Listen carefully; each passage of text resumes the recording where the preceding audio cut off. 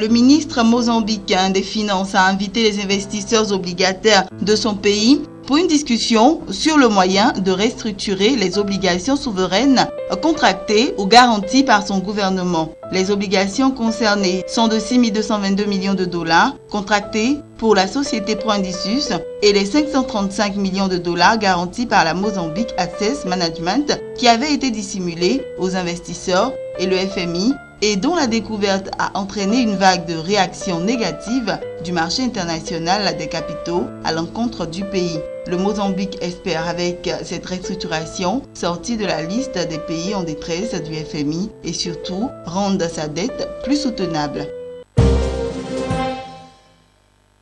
Le Ghana a mobilisé 94,6 millions de dollars auprès d'investisseurs ghanéens dans le cadre d'une émission obligataire visant à mobiliser des ressources pour alimenter son fonds d'amortissement en charge de la gestion de sa dette. L'offre d'une maturité de 2 ans pour un taux d'intérêt de 6% a reçu 26 souscripteurs ayant dépassé le montant souhaité pour atteindre 99,64 millions de dollars. La mission de ce fonds d'amortissement est d'aider à refinancer la dette du pays, notamment lorsque celle-ci devient exigible ou s'en rapproche.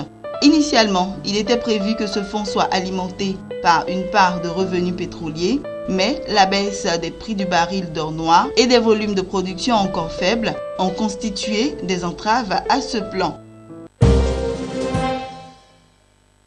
Le groupe bancaire Attijari Wafa et son actionnaire majoritaire, la holding royale marocaine Société nationale d'investissement SNI, sont devenus des actionnaires à part égale de la compagnie Wafa Assurance. La SNI a pris une participation de 50% dans le capital de la holding OGM qui détient 79,29% de Wafa Assurance. L'opération permettra de donner à la banque créée en 1904 des capitaux nécessaires à son développement à l'international, notamment en Égypte, où elle vient d'acquérir Barclays Bank Égypte et dans les pays africains anglophones.